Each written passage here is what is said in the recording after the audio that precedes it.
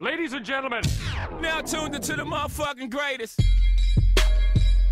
This is the Hype Reality Podcast. listen, Hype-reality.com. listen, or I'll kill ya. Hey, welcome to the latest edition of the Hype Reality Podcast. My name is Emilio, a.k.a. Triple D, a.k.a. the Dominican Dirk Diggler, along with my co-host, Ephraim. sorry about our about last week's non-show. Poop happened. Thanks for you guys tuning in a week later. We got some shit to talk about, obviously, so let's get right into it. Let's talk about some shit. Guacamole, I need guacamole. Guacamole, I need guacamole. I know that it's extra, nigga. Woo, woo, woo, woo. I got guac cash, nigga. I'm in love with Chipotle. I'm in love with Chipotle. It's healthy on the low. I'm in love with Chipotle. Ephraim, you ever eat at Chipotle? Yeah, I used to go there all the time. What's used to?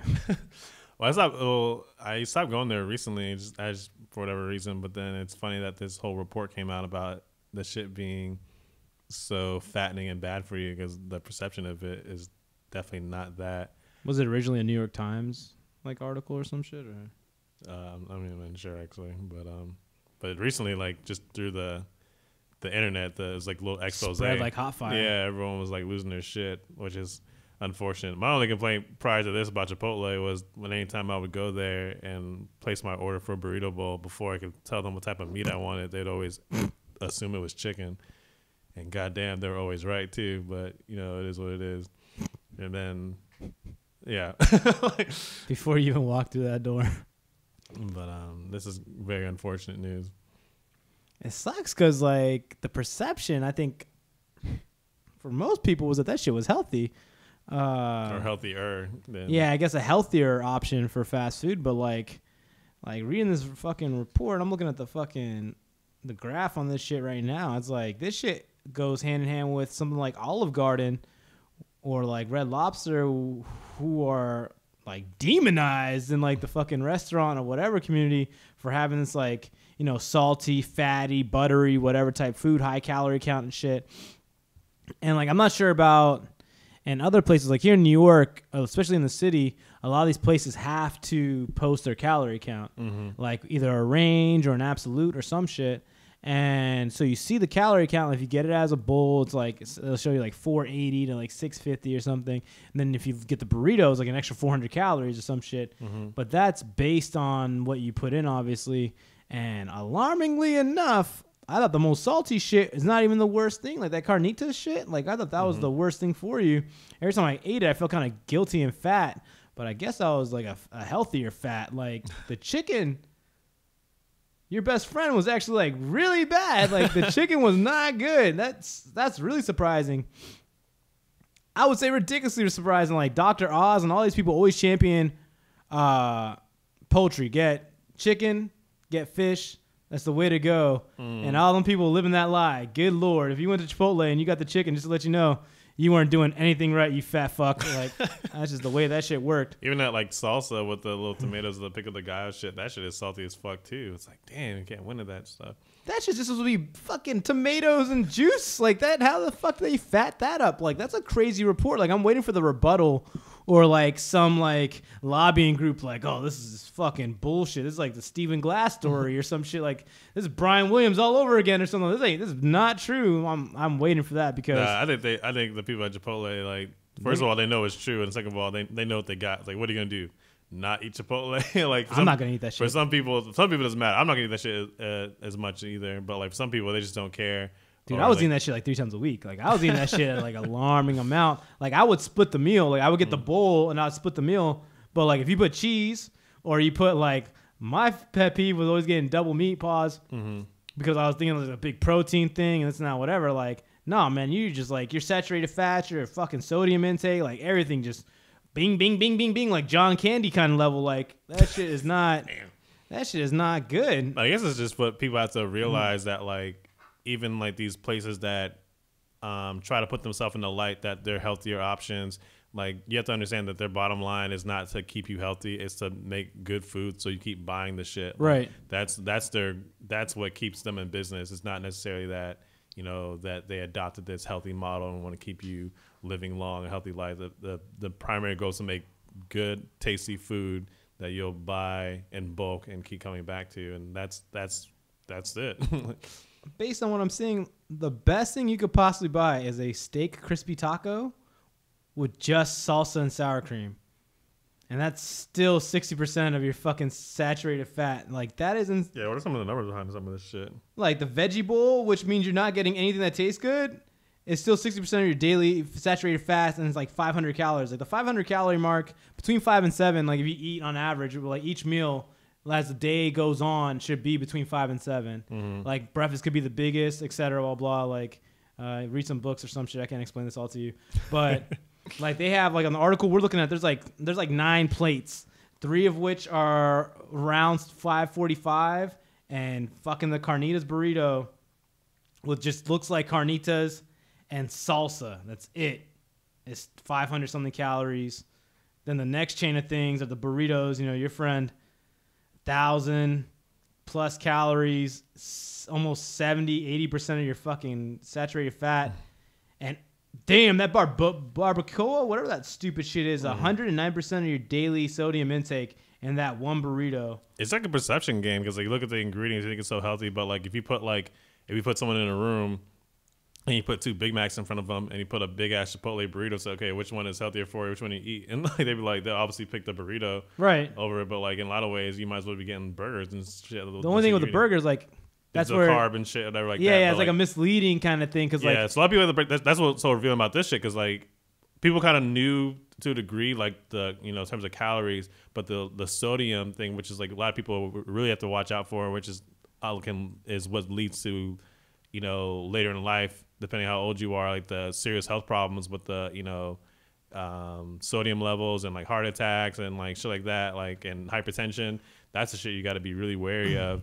Also, like even now, like everybody trying to get that lower fucking belly fat out, like in main culprit, probably salt. Like it's just the way this shit works out. When you eat out a lot, they always like you have your parents or whoever telling you like don't eat out too much, save your money or whatever. That shit ain't really that good for you. Well, a lot more times than none, this shit it's like fucking wolf in sheep's clothing kind of shit. Like the packaging, everything about it, even when you walk in that bitch is like happy, happy, happy. This shit is great for you. Your local this, your fucking organic that, and that processed bullshit, whatever. If you go out and the food tastes really good, there's a ridiculously good chance that there's a lot of salt and butter and oily and whatever shit that go along with it. It's like a recipe for destruction and happiness at the same time. So it's just like, it was only a matter of time that something like this came out. Like, it just sucks because I really like Chipotle. Like, usually my kind of go-to, if I want just like a full meal that I can kind of like maybe eat like half of it here and half of it there, is Chipotle.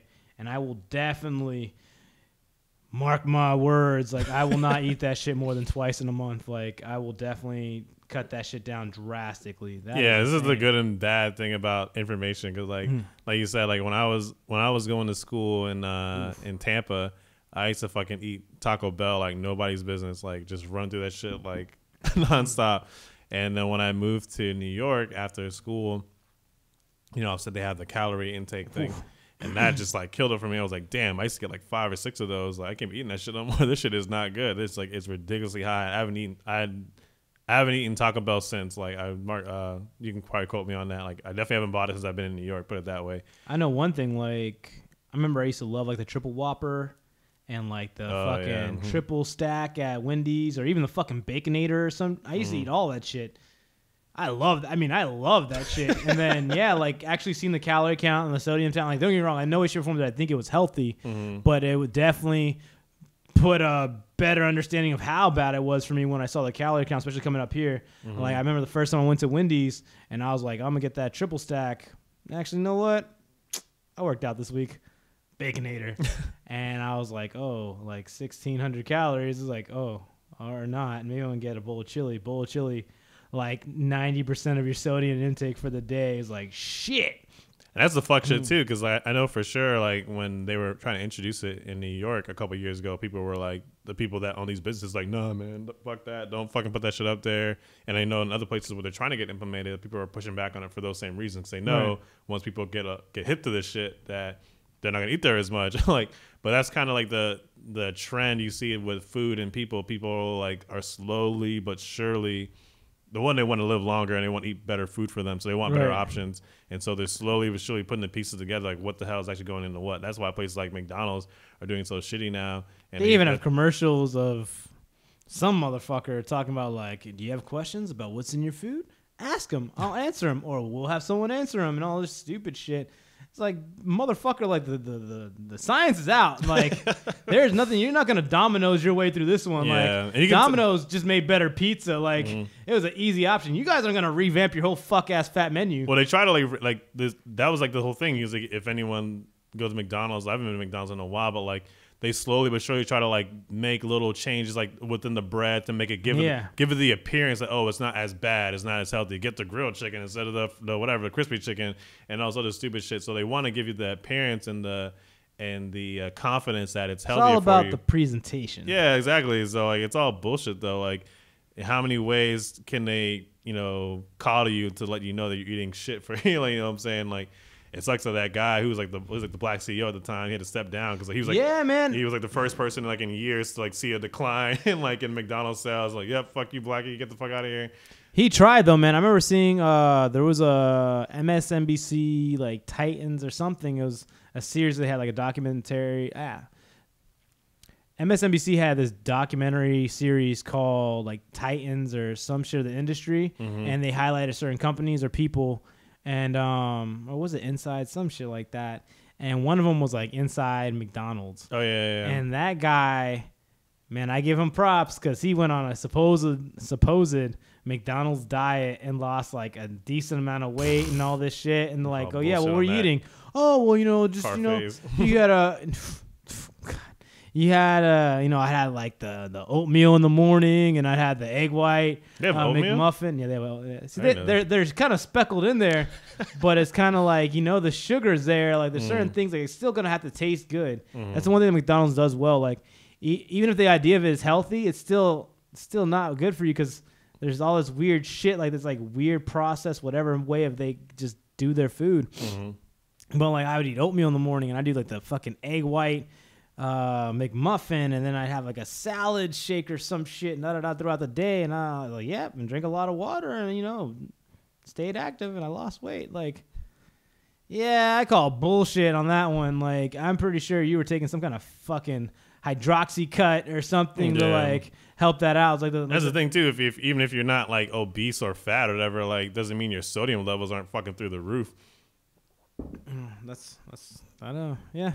That's like, at least, man, the few times, and don't get me wrong, there's always that, and there's that one time where I'm like, you know what, fuck it. I'll go to McDonald's. I got one right across the street from me, and I knowingly put this cancer in my body. Like, I knowingly will get like 2 apple pies and a coffee, or I'll knowingly get a McGriddle. Usually that's kind of like my go-to. Yeah, I'll go if I'm going to fuck up, I'll go get that sausage and egg McGriddle. Or was it the bagel steak and egg thing? Oh, that one's pretty fucking good too. Get that and the hash brown. That's a competitor, yeah. Like, but I know what I'm not doing it like, oh, can I get the multigrain bread and can I get man? Just you're gonna go full retard. Go full retard. Yeah, Diet Coke by far probably the worst things you can put in your body. You're better off just soda in general. Just don't drink soda. Yeah, like if you're gonna drink a soda, might as well drink that fucking Mexican. No, that Mexican, that Mexican Coca-Cola shit with like the real sugar and this and that, whatever. Like, if you're gonna take that route, like it's not good for you regardless. Sure, soda's not good for you, but diet soda is fucking awful for you. And a lot of people, especially these little fucking females, think that's like, oh, cool, like I'm a Diet Coke and a fucking gin or some shit like that. Like, nah, man, you're not helping out. Just get the gin, take it straight. All right, pun intended. But yeah, man, that's what sucks for him because, like, again, I don't necessarily think he did anything wrong. I think he followed the playbook, but again, I think it's just people getting more hip and wanted to like. It's kind of like that. Eat better food. It's not the same realm, but the idea of it's kind of like during that Rick Scott, Charlie Christ, is that his name? Charlie Christ. Chris, like when they're having that fucking governor debate, or was it governor in Florida last year? It was like Scott kept saying that Charlie was the reason for the economic downfall. in like Florida over the couple of years that he was governing. It's like, well, no, the whole fucking country was going through a recession. It wasn't any single thing that I did. It was the greater, not the single. And it's the same thing with this shit. It's like, it's not anything that guy did. Yeah. He's tried, but like, it is what it is. Like, your food is not, damn, it's barely, you can barely even call it food. Like, that shit is not right. And he just, right when the science came out and people became more, more health conscious, and like, the conversation turned to like, if you want to live longer and not hurt every move you make or whatever, like, you might want to switch your diet up, switch with the peanut butter.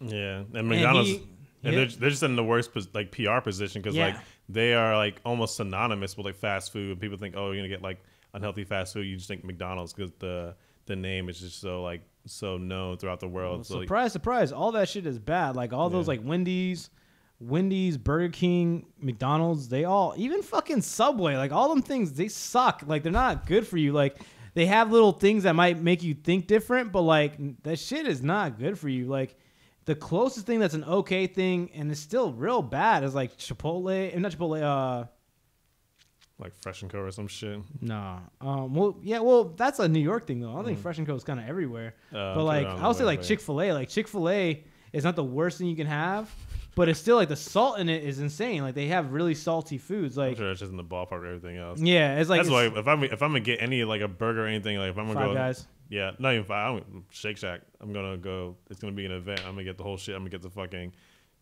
Shake Shack burger, double stack, milkshake, fries, the whole shit. The whole for shebang. people that don't live in the 3 or 4 cities that have Shake Shack, I would stick to Five Guys. Like Shake Shack is a go-to.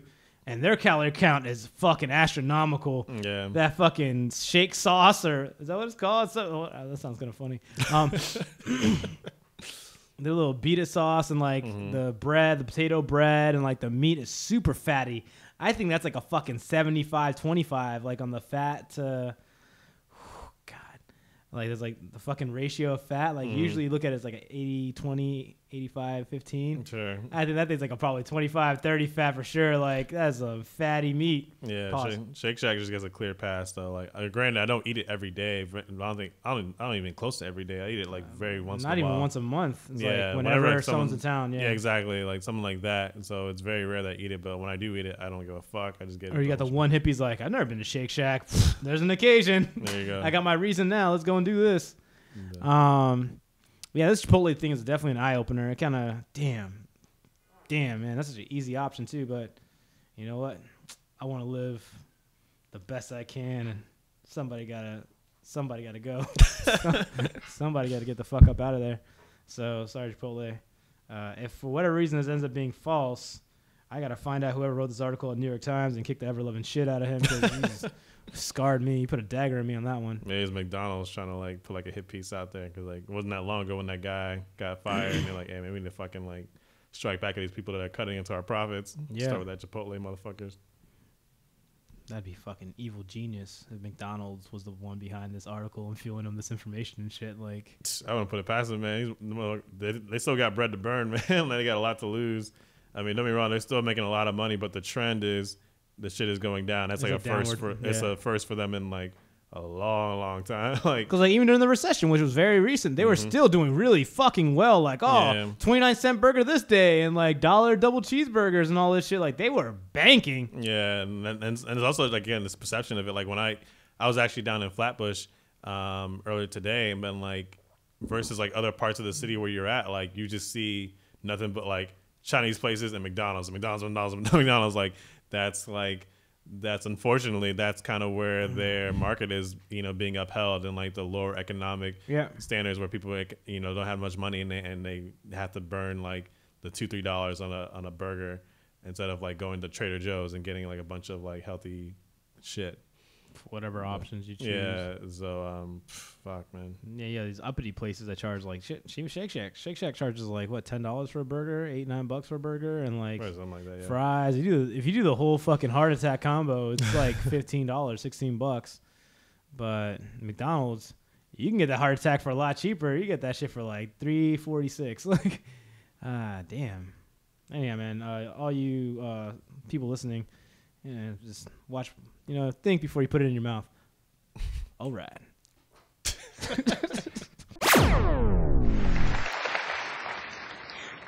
First, I would like to thank the Academy for showing that it can be about the performance and not the politics.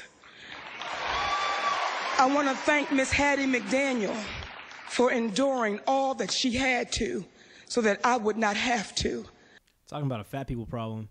We had the Oscars last night. Very colorful result.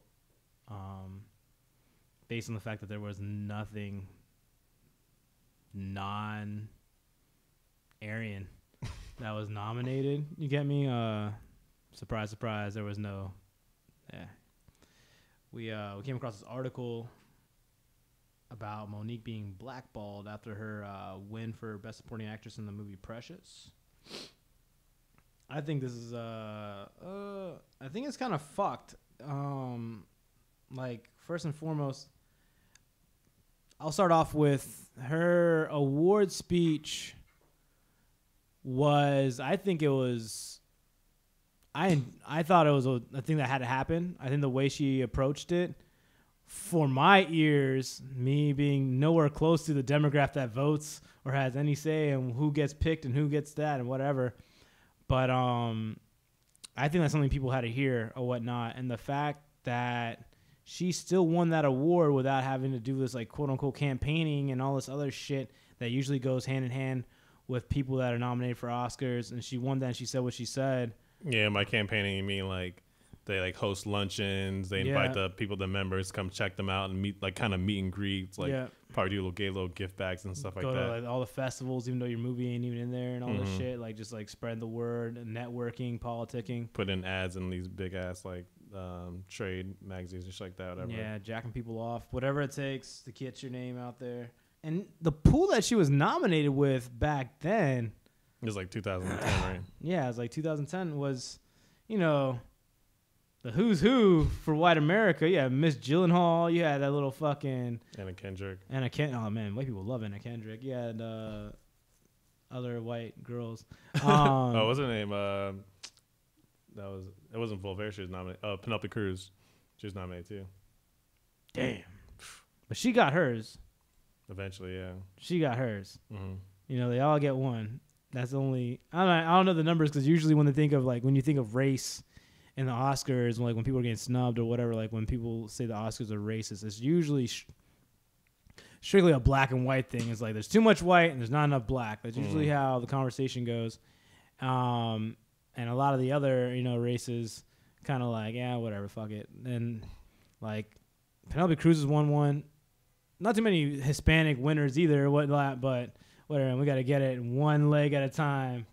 You got to get this. Once the black people start getting it, then it starts like trickle down economics. Eventually it'll kind of go down to the rest of them or whatever. We start getting some little mulatto people winning too. And then before you know it, they'll mix us up for one of them. And yeah, we all win. I don't want to get too sidetracked from the Monique thing yet, but like, I think it's funny because like, I think some people probably argue the opposite. I think, especially in terms of the black thing, I think if they're trying to like break the color barrier, a lot of times in entertainment, they usually like look at who won for best leading actress. It was a half white, half black, very attractive Halle Berry. It was like, this is a great segue. You know, look who's the president of the United States. Like, it kind of goes from there and it kind of goes back. So like, if you, I don't know, this is all racial politics, which is, you know, this is like one of my forte. I like talking about shit all the time, but like, I think it has a different connotation if you pick like a black ass Sidney Poitier versus like you get like a full black versus a kind of black. Yeah, I guess that's where I'm going with this. But like, but anyways, for right now, let's focus on Monique and her uproar with this recent Hollywood Reporter article. Yeah, so basically in the article, she goes on to say how Lee Daniels kind of, you know, broke the news to her that she's been blackballed essentially. I mean, obviously she won in 2010, and in a lot of people's minds, when they win these awards, it comes with all these new opportunities, bigger movies, more diverse roles, and for whatever reason, these things didn't roll out for her, and she was just kind of confused because, you know, again, she won this award, but from her perspective, from what she's heard, you know, people from like at networks and producers went on to say that, you know, that she's hard to work with. She's tacky. She's like, you know, makes these crazy demands and just kind of rub person the wrong way. So like, again, it kind of shows how small the industry is, and like, and then it can't just be on your hard work and pulling stuff by your bootstraps. There's got to be there's still very much these gatekeepers, even when you win at the highest level like that.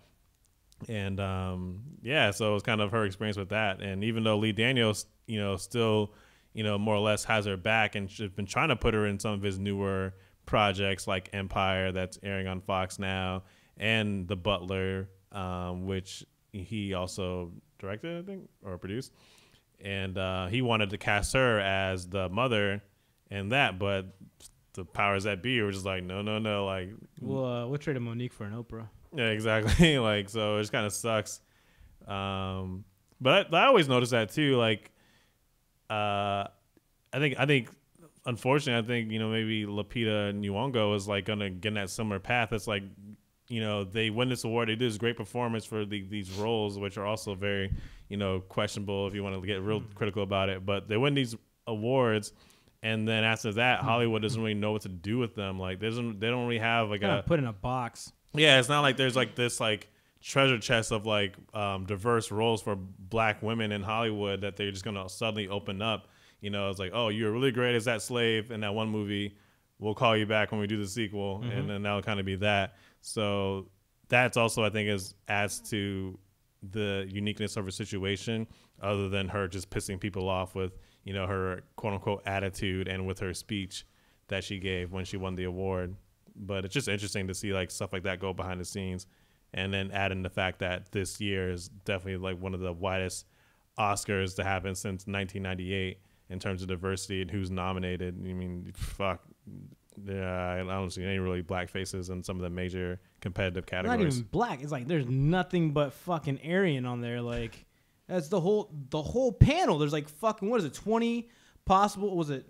It was Best Supporting Actor, Best Supporting Actress, Best Actress, Best Actor, right? Mm-hmm. And then the panel of Best Directors, like the most prestigious award you can get. That's 20 fucking people or whatever the fuck it is, and there ain't a fucking brownie on there. And I mean like any kind of brownie, like not even a tan.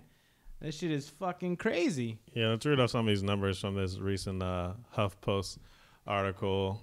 94% of the members as of 2012 are white, 77% of which are male, and just 3% is African American. So you don't even want to get into the splitting hairs of Asian and Native American and Hispanic, whatever. I'm sure it's, you know, less.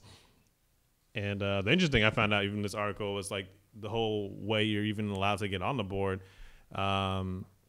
In order to be a part of the Academy, you have to either be sponsored or recommended by two people that are already on the Academy. In the same realm. In the same field that you're in. So if you're an actor, you have to be sponsored by two actors that are already in. If you're a director, you'll be sponsored by two directors. And the other way for nomination or to be recommended for the Academy is to actually win an award. But neither one of those two things guarantee you in a spot in the Academy. They just put you up there for a recommendation. So it's still very hand selected. We'll pick the people we like and who are gonna go. You're gonna, you know, go with the program. Whatever. Like, so someone like a Spike Lee or Ava DuVernay or whatever, who's on some shit like, hey, we need to diversify this shit. We need to, you know, change this shit around. Like, I don't think I'm gonna go with you, bitch. Like, we'll get someone who's gonna like go with the okie doke. And that's just how we roll. So it's not all that, when you consider those two things, it's not all that surprising that it's been able to maintain this level of, you know, inclusion and be such a small industry, and we haven't seen much change. I mean, shit. Yeah, Hattie McDaniels, who won for playing, you know, a slave basically, and Gone with Mammy and Gone with the Wind. And yeah, the most recent supporting actress is Lupita Nyong'o in 12 Years a Slave, and then beyond that it was like The Help, The Maids and shit. Like, I mean, there's like the fucking best actress went to half black girl that got drilled the fuck out of by one of the most redneck dudes in a fucking film, and who knows how many years. You get me? Like, that's what wins the fucking Denzel. Like, you kind of can't win. Like, even when you win, you can't win kind of shit. Like, Denzel got it for being the fucking bad guy, being a total fucking asshole. That's how he wins a fucking Oscar. Like, that's what goes after Sidney Poitier, him being a fucking piece of shit in a movie. Like, that's how you give it to him. Like, it couldn't have been any of these, like, fucking great roles that he had in these other movies. You couldn't have gave it to him for Great Debaters or some shit. Like, you gave it to him for that. Like, Halle Berry. And that was like a 40-year gap in between exactly Sidney Poitier and Denzel Washington. You have Halle Berry who gets drilled the fuck out, like, straight inches away from fucking, like, softcore porn right there. Make me feel good. Oh, God. Don't get me wrong. Great scene. Like, well directed, well produced. Like, yeah, you know what? That's great. And individually, there's nothing wrong with these roles per se, but when you look at the grander scheme, you see a pattern. That's what basically what this article is about too. Like, there's a pattern who votes for this shit, the movies that get made, and who wins the shit. Particularly when you put the spotlight on black actors and black filmmakers. You know, there's a pattern to this shit, and people need to be. I think the most prestigious one to get one. Well, Sidney Poitier is pretty good, but like away from that would be he's still an asshole in the movie. He's still a fucking piece of shit. Like Forrest Whitaker in the fucking Last King of Scotland. Like, he was a fucking evil dictator in the film. Like, that's still better. Like, at least he's not a slave. At least he's not like, even in Monique's case, she's a fucking slave to welfare, slave to the system. Like, she's a not great person by any stretch of the imagination in that film. She's constantly fighting fucking Precious. The tropes and the stereotypes are there in Precious. I mean, yeah, exactly. Fat, black, bitchy, white, black chick on welfare.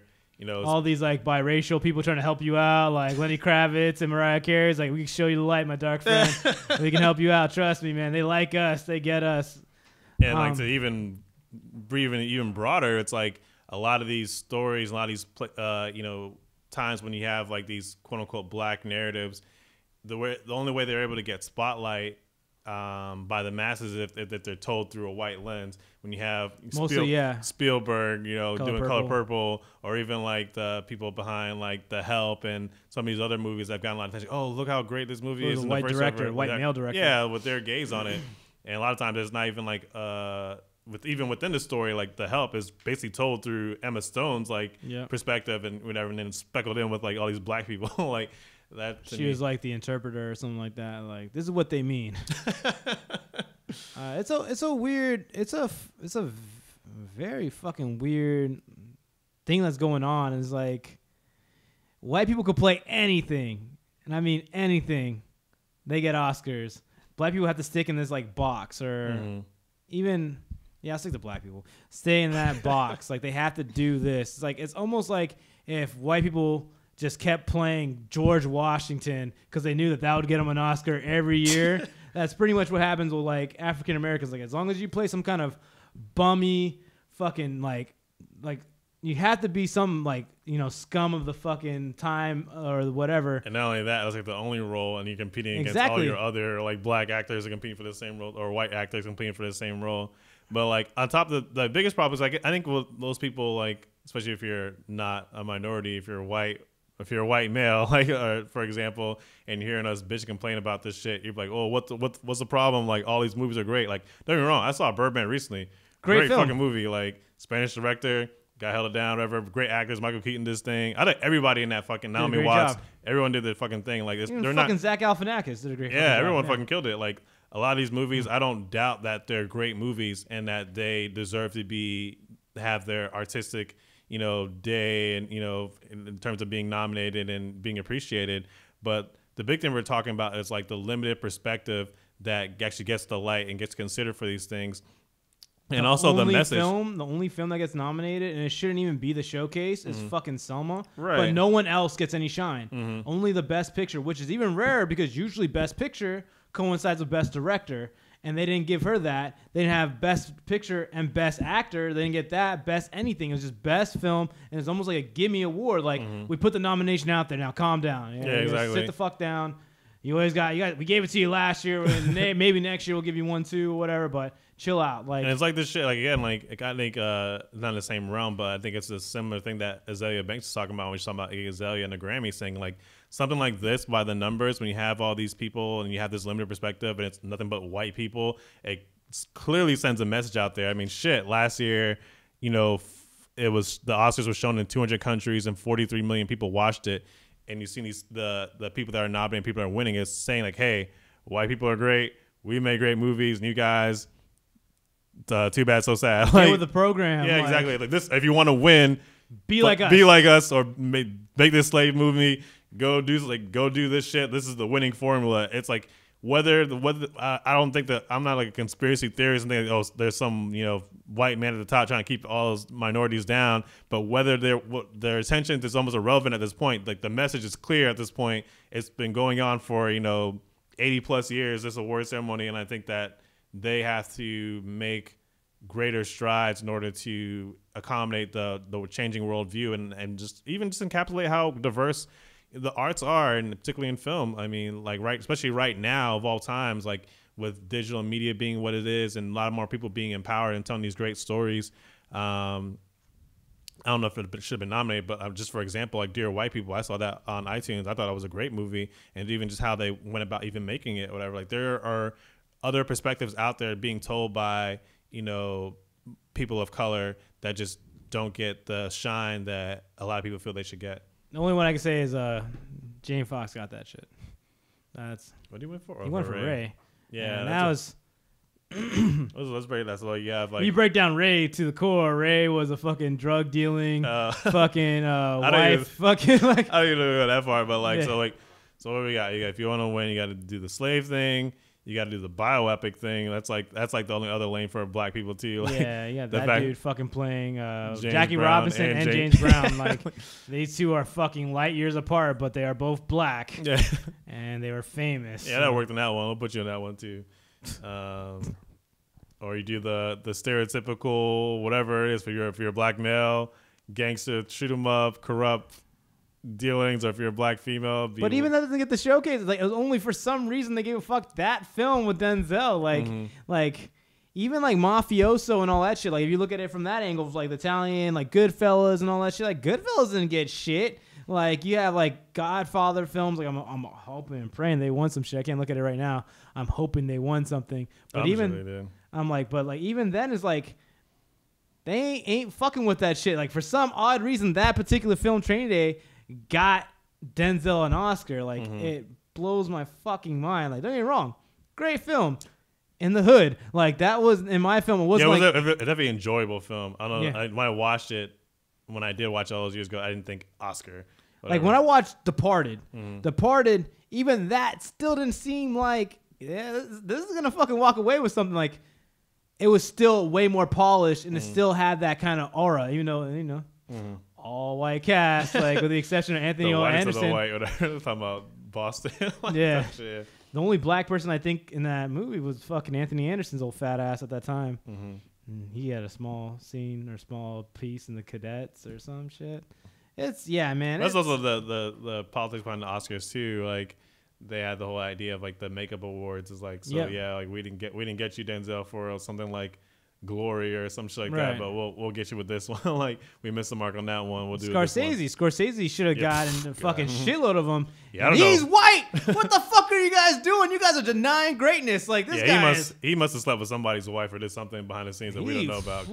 He pissed off somebody. Like there's no way. That is ridiculous. Like this really him? Like he's one of you guys. Like give him a fucking chance. Then like you have I think in my opinion, like the most obvious one was Paul Newman. Paul Newman, I hope every white person knows who that guy is. That guy is awesome.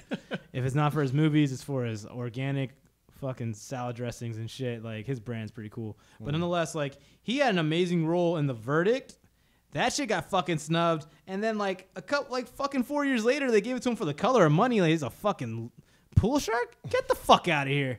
It didn't make any fucking sense, but there's a number of them. Like you can go for years on it. Like the Academy in no way, shape, or form is perfect. In no way, shape, or form does it speak for everything. They don't have everything at their disposal, but they really need to get their shit together. They are fucking up on all ends. Like even you white people, like you guys are getting fucked too. Like you guys should get yours when you fucking deserve it, not years later because you just did something and like, we could do that or whatever. Like I mean, on many levels, there's always gonna be problems with it because again, like these are fucking human beings with agendas, and even like again, like that's why I respect Monique's thing. Like with her whole idea, like I'm not going to campaign for an award. Like I don't know how many other like industries you can do some shit like that. Like that's just kind of I'm just kind of privy to it in the Oscar realm, whatever. I'm sure you do it for the Grammys and stuff as well. But it's just kind of weird. It's like if I'm gonna win the award, I'm just gonna win the award because I did the best, not because I fucking liquored you up and you got to see me outside of my job and you really like me and blah blah blah. And it's gonna influence your vote. Like that's the whole idea is kind of weird to me. Like so that's like, what happens when the award's based on strict opinion. Yeah, like exactly. there's no real like like breakdown. There's not like, okay, if you guys hit on this level, hit on that level, hit on this level, blah blah blah, you're gonna win this award. Like there's no that. No, it's based on opinion and a very, very pearly white opinion. Like, and it's other winners and other guys like, yeah, ain't anything like but that. not even that. It's like it's also money though. It's like if we have the machine, quote unquote, whatever, is getting behind you. It's like, hey, listen, we got this new white bitch called Jennifer Lawrence. Like she's gonna be the next big thing. She's gonna be nominated for the shit. And once this shit gets rolling, it's gonna be fucking, we're gonna be caking like heavy for a while. So just I'm not saying vote for her, but you better not vote for her. Like whatever, she better win. I don't even know how the fuck she got nominated. Like I saw both those shitty ass films. I don't see it. I don't see how she got nominated for Best Actress or Supporting Actress or whatever the fuck she's getting her name mixed up with. The best thing that bitch has done has been the Hunger Games, and I didn't even watch that shit, and I know that. Like, that is the whole If Factor shit. Like, they're just doing that. Yeah, they're going with the fucking machine. They're going with, like, you know what, this is the one.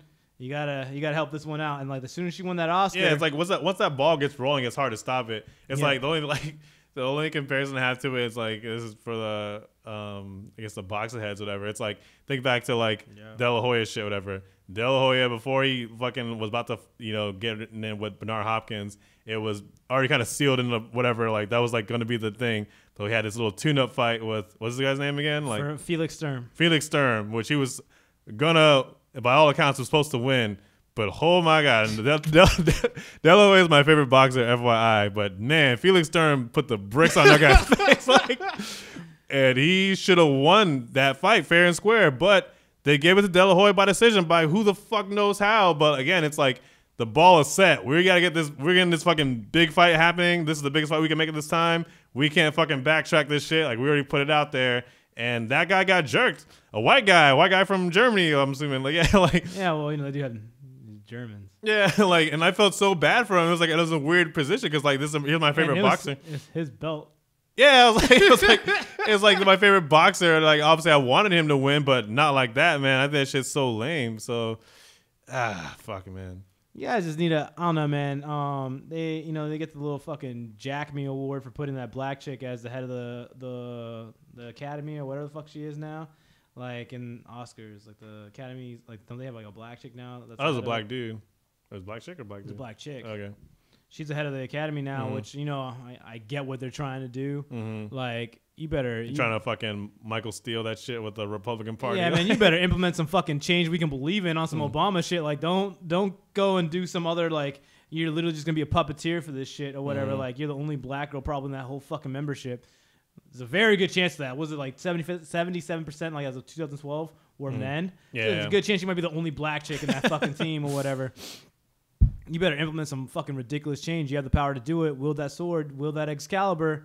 Because if not, you're not doing anybody any justice, and you can step the fuck on down. Like I don't. Well, that's the beast right there. It's like pressure. If 70% of the if 70% of the people that are voting for this shit are white males, a lot of them over the age of 65, and then the people that are winning this shit are going to be white males, and stories that are predominantly nominated and whatever and most decorated are white male narratives. Like there's a huge percent of people that don't see it as a problem. They're like, yep, this shit seems, makes sense in my head. Like, so I think that's the hardest problem. Like that anyone is going to have, like selling to anyone who's outside of this demographic that this is an issue. Like, they're like, what the shit works. I don't see where you're coming from. Like, so I think that's the biggest. The only thing I hurdle. can say about this year, just to sound not so against you white folk, is there weren't the greatest, from what I saw,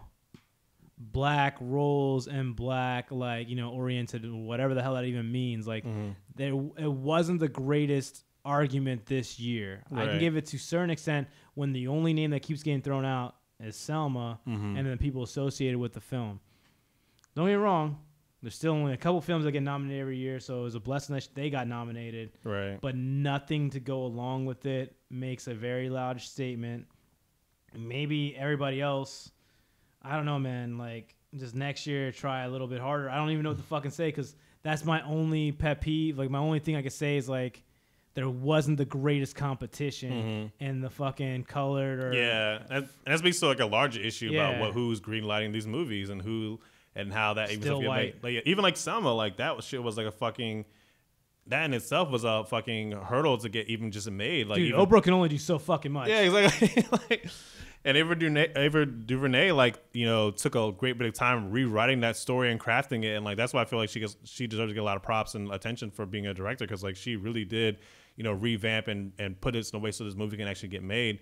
But it does suck to be her in the sense that like the entire, you know, African American film diaspora's hopes are on your movie, whatever. You can't just, you know, just tell this great story. It's like, no, like if we win, we all win. If we lose, we all lose. It's like, fuck, man. That's like, an unfair kind of fucking pressure to put on one person, like almost like Martin Luther King. But I don't know, man. Like, even Oprah, like I give Oprah props because she fucking tries. But even then, she still kind of picks those same fucking movies because she knows they're like a winner. Yeah, like, and also like whatever. I don't want to go against Oprah or anything like that. Like, bitch got that money long, whatever. But like, I think she can fall back a little bit. Like, you quit taking all Monique's roles, bitch. Quit taking all the roles, man. Like, how many times you gonna star these damn movies? Like, it's the same thing. Like the old black-headed lady that's you know, in the midst of the struggle. Like, it started out with Color Purple, and it's continuing all the way to Selma. It's like, hey man, like, we get it. You got this shit down. Like in The Butler, same shit. Like, hey, how man. many black guys you have to smack? Like, just let it ride. Like, let somebody else eat. Like, shit, man. Like, you know, greenlight the film, but you gotta be in it, man. Stan Lee's a part of all these superhero movies. His ass ain't goddamn Captain America or Spider-Man. He takes a little role. He's like, oh shit, Peter Parker. That's it. Like, hey, you want to be in the movie? I get you, man. You put your money behind it, get your role. But don't take every goddamn one. Like, give these fucking people some room to breathe. But that's the limitation of Oprah's influence. Look at her influence is vast, and she reaches a great pool of white America and just all Americans in general. But she needs to have her face. She needs to be on it, whatever. Yeah. Like, she really tried to, like, especially when she launched that network and the magazine and all that shit, whatever. She wanted to fall back and like, hey, this is my name, this is my brand. And it just doesn't do that well. It's like, and it translates also in her movies. Like, even though it can be a Harpo production and she can have her name blasted all over the title of the movie, but if her face isn't in it, people aren't showing up. That's just kind of how it is. Cameo, bitch. Like, cameo. That's all I can say. Look at Stanley. Like, only certain people can have that effect on it. Like, I think Quentin Tarantino is pretty close. Like, he can just, like, even his association with the movie will pique interest, and people will go with that. Like, he don't have to direct Man with the Iron Fist, but he can have some kind of association with it, presented or whatever. Yeah. Like, oh, cool. If he says it's cool, I gotta go check this shit out now. Like, Oprah hasn't reached that level yet. Like, I don't. Yeah, because man, that can be really misleading because. Man with Iron Fist sucked dick. Yeah, but it was terrible. They got a sequel. I didn't know they had a sequel. Get the fuck out of here. Yeah, it went straight to DVD, but they did a sequel. I was surprised. That movie sucked. No, well, props to... we obviously turned a blind eye on this one. Props to John Legend and Common. Oh, yeah. Because their song for Selma, it all goes back to Selma. It was nominated for Best Song or Original Song Motion Picture. Yeah, I'm pretty sure that's going to win. Yeah, and I wouldn't be surprised if both of them win. It's like, gotta make them happy. By the time this airs, we'll know, you guys will know for sure, but whatever. It's an artist's duty to reflect the times in which we live. We wrote this song for a film that was based on events that were 50 years ago, but we say that Selma is now because the struggle for justice is right now. Yeah. We know that the Voting Rights Act that they fought for 50 years ago is being compromised right now in this country today. We know that right now the struggle for freedom and justice is real. We live in the most incarcerated country in the world. There are more black men under correctional control today than were under slavery in 1850. That's all we got for you guys this week. Please continue to stream. Please continue to subscribe. Please continue to rate. We're on iTunes. Obviously, we're on SoundCloud. I will do a better effort to have this shit on YouTube too. Also, a quick note: if you're checking us out on SoundCloud or whatever, what we're gonna start doing now is putting some of the resources for some of the articles that we cite and some of the conversations we have, so you guys can continue and research this shit as well. So we're not talking a bunch of bullshit when we throw some of these numbers out there for you. Mainly Ephraim, because I know everything. That's the only problem. But yeah, man, whatever we can to keep the conversation going. Please tell your friends. Leave some more comments. That's just like pretty hilarious. Like, I know some of you guys have been checking out some of the older cast and leaving some comments there. Like, yeah, we love hearing you guys' feedback. And make the conversation make it a conversation. Don't just put that's gay. Do us that justice. But yeah, man. Whatever you guys can do, keep the conversation going. Spread the word. Tell your friends. Tell whoever you can. Just keep listening, man. We're trying to make this shit a better, polished experience for you guys, and hopefully keep you guys thinking a little more. Yeah, that's all we got for this week. Yeah, thanks. Peace.